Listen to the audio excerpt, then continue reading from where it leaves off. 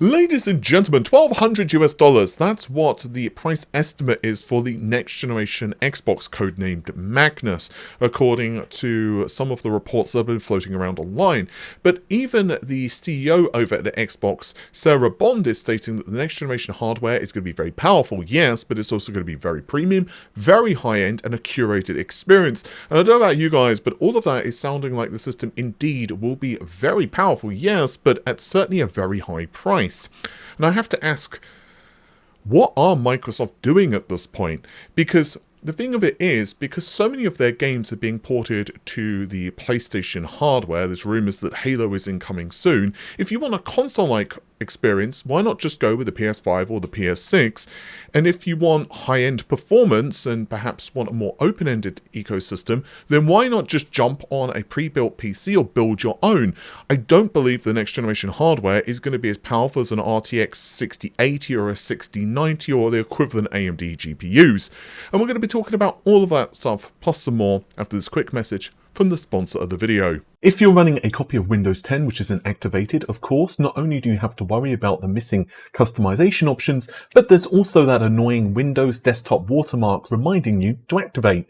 Today's video is sponsored by WhoKeys.com, and they have an excellent price on Windows 10 Professional as well as Home Keys. Yeah, and they also of course sell games. I've bought a few Windows 10 keys with my own personal account to test everything was legit and worked in preparation for this sponsored video. You can pick up one of their keys for 25% off using the coupon code RGT in the checkout. There's links to their website in the video description. Also, if you're building a few systems, there's bundles available too.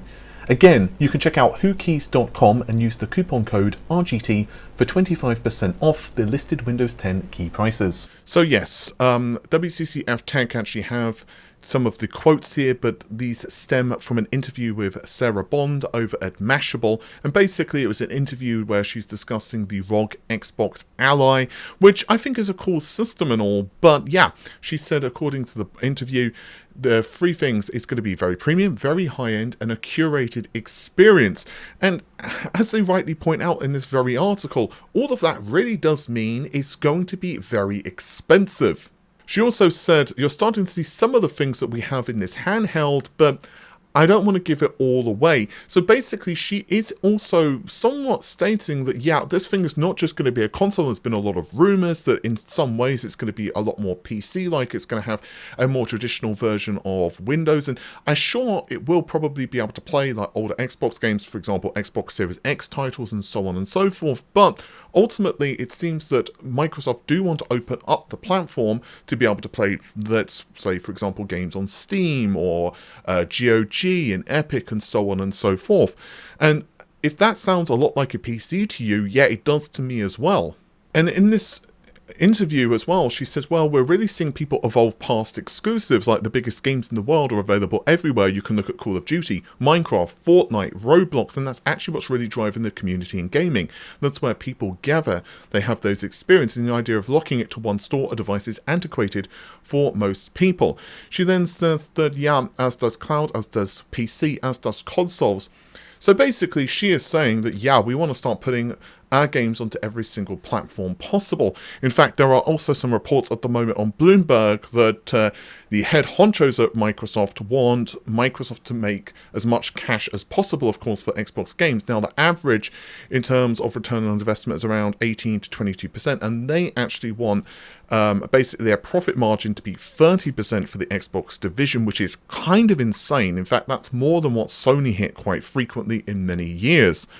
So what basically this seems like is Microsoft pushing and pushing and pushing Xbox division to do a certain thing.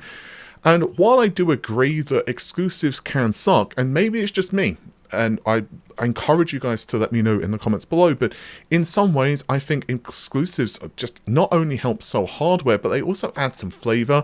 I'm 50-50 on this because it's also quite frustrating if, for example, I mean, hell, there was a point where I didn't have, let's say, an N64, and I was looking at Mario 64 and I was thinking, sadness, you know, like it just kind of happens. But at the same time, if Mario 64 was available on the PlayStation or it was released on the PC, well, I guess technically it was with emulators, I don't think so many people have bought the N64, but I think gaming now is evolving a lot differently because obviously the cost of experiences, the cost of producing these titles is so bloody expensive. And then we actually have some comments from Kepler L2. Now, Kepler has actually leaked many of the specifications for the next generation Xbox and some of the stuff for the PS6. Obviously, some of these things can change, but I mean, look, if you look at the PS6, it's going to compare to the Xbox Magnus. He's estimating it could be up to $1,200 US, and the PS6, meanwhile, is going to be around $600. Now, it is important to realize that these prices can change a little bit because, well, there's a lot of stuff that can change in terms of, you know, bill of material costs, the price of NAND, SSD stuff, basically, the price of RAM, and so on and so on. All of this stuff can change, but if we look at what's going on with, let's say, the Xbox Series X and the PlayStation 5, those prices have gone up, so I don't really expect Sony to come in and be like, you know what, we're just going to make the, you know, PS6 to be a few $100. And you know, he was then asked, well, why are these prices so much more? Now, we've covered the specifications on the channel before, but yes, it does look like Magnus has a more powerful APU, and, you know, that's great. I suspect that that's going to be pretty interesting. But there are still some details we don't 100% know yet. For example, what the clock frequencies are for the various APUs. We don't know all of the memory bandwidth specifications, so on and so on. We do have some estimates, but an estimate is not the same thing, of course, as the final specifications. And again, none of this has been confirmed. But Kepler says, well, yeah, it's 42% more silicon-ish. Basically, the die itself is larger, which costs more to produce. You have more memory. And all of this also means that the TDP, the power consumption of the actual console, is just more. So that means you've got to actually, well, power it. So those are things like, you know, MOSFETs and VRM solutions and all this other crap.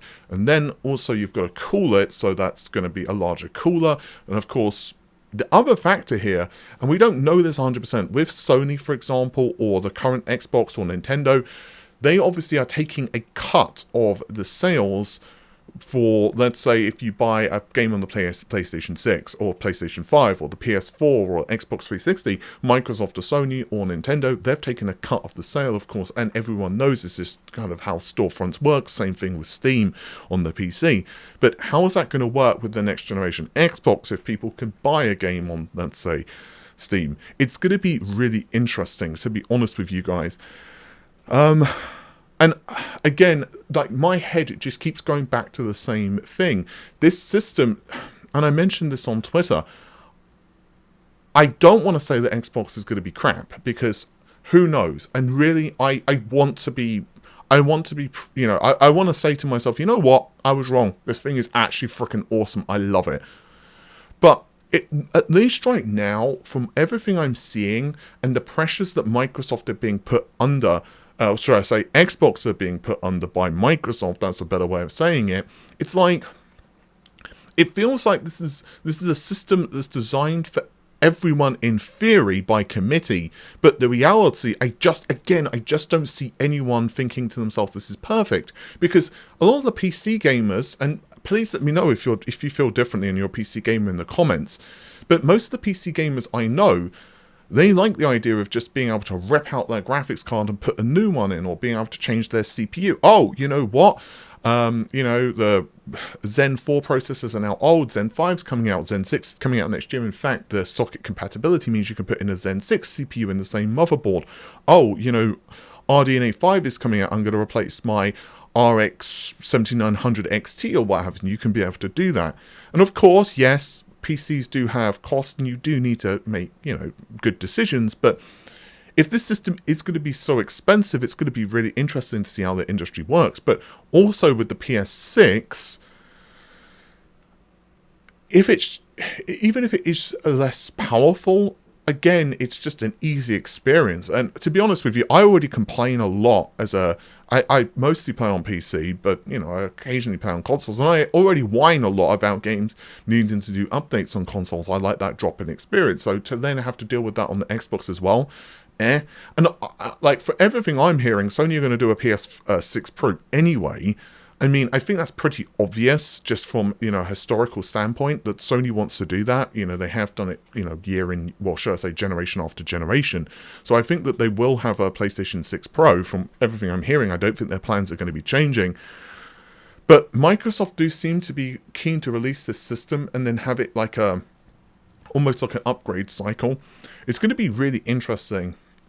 And I really want to hear what you guys think about this. Also, just as a small note, I want to talk to you guys about the Arrow Lake refresh. So WCCF Tech actually have covered this, and we already know that there is going to be a refresh. Intel themselves have confirmed it, and there's actually a leak for one of these SKUs, the 270K. Now, at the moment, obviously, we are looking at specifications that are probably not final. These are not exactly retail chips. Interesting, though, this was tested with 48 gigabytes of memory. Not that interesting in and of itself, but the memory speed is 7200. From what I'm hearing, the memory controller is going to be more robust on the refresh. How much more robust? Well, 7200. You can get that, of course, with the Ultra chips already, so it's going to be very interesting to see whether this is, you know, the standard what they can hit or not.